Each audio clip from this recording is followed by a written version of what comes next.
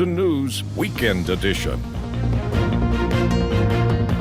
Good morning, I'm Katie Cook. Today is Saturday, June 27th. Health officials in Knox County confirmed 55 new cases of COVID-19 at a nursing home in Corbin yesterday. This is all happening at the Christian Health Center on Commonwealth Avenue. We're told 47 residents and 8 staff members tested positive for the virus. The health department says, quote, nearly all are asymptomatic at this time. Now we're still looking to learn more on this story, and we'll keep you updated over on our website, WYMT.com, and through the WYMT mobile app. Foster care companies are constantly looking for foster parents. They go through months of in-person training, home visits, and paperwork before a child is placed in their home. But now the process looks different and challenges are abundant. WYMT's Emily Bennett explains. Driving around the region, you will see these signs from multiple companies. These kids need homes and they need stability and structure, and they need people to provide that. Becoming a foster parent is a several-month process, and now the home visits, training, and paperwork is being done virtually. We'll go through the home and I say, you got to show me this, you got to show me your first aid kit, you got to show me your fire extinguisher. I've got to see it all, virtually. Case manager Ashley Costello has 15 to 20 kids she oversees and usually visits each child several times a month. Now she does those visits over Zoom or FaceTime. It's kind of like passing the phone around from each kid to each kid and talking to them. And it's different because, like I said, they're used to that physical, like being there, contact. Wanting the kids to know they are still there for them, staff at NECO decided to have drive-by parades. I made each one of my kids their own individual posters as to why I missed them and stuff that I couldn't wait to do with them when they came back. They dropped him off a baggie of goodies so that way he would have like bubbles and just candy and like a care pack almost. Foster parent Sarah Gibson has fostered for more than 1 year, and at first she was nervous she would be too attached to the child. She said, if you aren't attached to your kids whenever they come into your home, you're doing this for the wrong reason. Flash forward to today, plans are in the works to officially adopt, but COVID-19 is making it difficult. So, because it was going to happen, but now it's slowed it down. There's not in the court process, so. But though the paperwork might not be there, she knows he is her son. I don't want to be a house that's constantly like a revolving door. Like we want to have that home, that secure, that loving home, that forever home. That's what we want to provide. In Hazard and Martin, Emily Bennett, WYMT Mountain News. If you are interested in fostering with NECO, you can go to their website, www.neco.org. Now let's check in with meteorologist Brooke Marshall for another look at your forecast this morning. Good morning, Brooke. It's been beautiful the last couple days, but it looks like the rain is coming back into the forecast today. Yeah, Katie, you are absolutely right. We definitely got our fill in the last couple of days. It was just beautiful. This morning, not looking too bad yet, but this afternoon, that's when those rain chances are going to return. But let me go ahead, take you to some of these current conditions. If you look at our Hazard camera at the WYMT studio, you can see still dry outside here in Hazard, but we are seeing those very overcast skies this morning. So definitely looking a little gloomy here on this Saturday.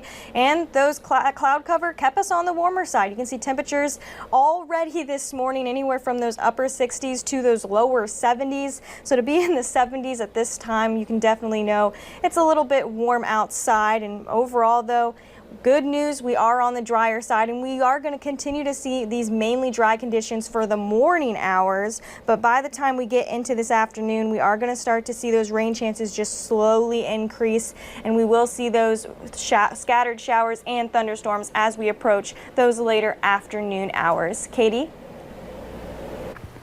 All right, thank you, Brooke. Shenanigans in downtown Hazard opened their doors on Thursday as many restaurants that once closed due to COVID-19 are beginning to open back up. Michelle Combs, owner of Shenanigans, opened her doors to a pleasant surprise with only 2 employees, including herself. The orders flowed in, offering not only pickup but delivery. Despite the extra cost, Combs said it was necessary. And a lot of people don't want to come downtown, and with the road construction right now, people are not wanting to come from over by the hospital or anything like that. So if they want to get a group order together, that's better for me, plus they're getting it delivered. Menu items include unique choices such as a grilled peach and honey panini. Most of the ingredients come from local farmers no more than a 50-mile radius away. Boone Trace Inn is a new Airbnb boutique hotel in Pineville. The hotel offers 7 bedrooms, 2 family rooms, and a large kitchen area.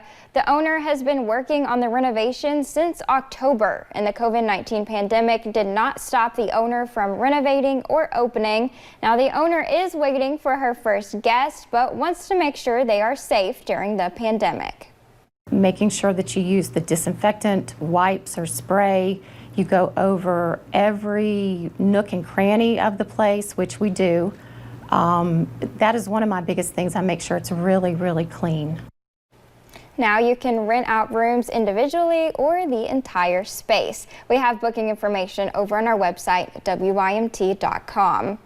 The coronavirus is impacting families all across the country and world as parents lose their jobs.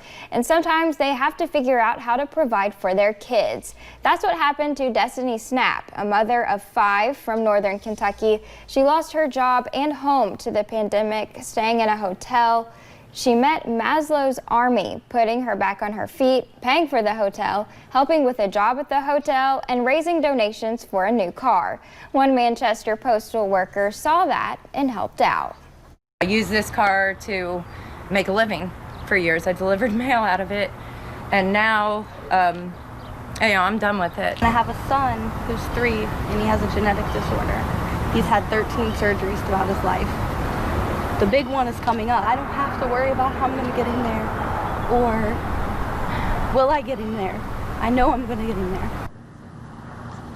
Maslow's Army has housed and helped 260 people. The city of Pikeville is still planning to host their annual fireworks show. City officials say the show will go on as planned, but will look a little different. They say anyone who plans to come to Pikeville for the show should not expect to gather in large numbers, and anyone who is interested in viewing from home can check out the city's live stream. We don't recommend any gatherings larger than 10 people right now. We do ask that you do try to wear your mask and try to stay with your vehicle. But other than that, we hope you enjoy the fireworks. It's supposed to be bigger and better this year as well. The fireworks will fly at around 10 o'clock on July 4th. You can find a link to that live stream on our website, WYMT.com.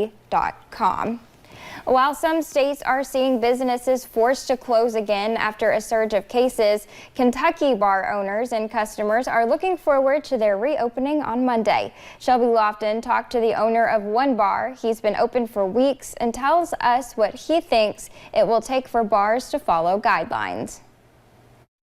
Whether it's a laid-back evening or a lively night, Matt Nunn hopes everyone who walks through his doors does it responsibly. Help us stay open. Slaunch's Public House has been open since May 22nd, but Nunn says the new rules haven't put a strain on his customers. We're about to have our best June ever. But it doesn't make up for the 66 days and counting that this Georgetown pub was closed. Nunn made several changes to this watering hole before he could reopen. Sectioned off seating, strict social distancing, and food. The governor responded that if we could add a food service and spread out just like restaurants could, then we could open. Now hot dogs come with beer.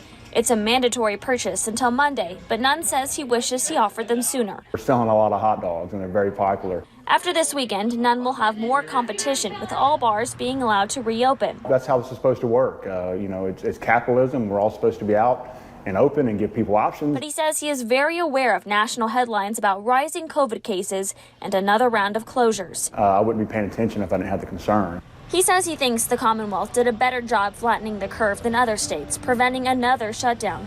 But in typical Kentucky fashion, we'll ride that horse when we get to it. Nunn just hopes his fellow bar owners reopen the right way so no one has to put up their bar stools again. Coming up on Mountain News this morning, the District of Columbia is closer than ever in its push for statehood, but some hurdles remain to be cleared. And this past week was nice, but all eyes are on those rain chances headed in this weekend. I will provide more details on that next.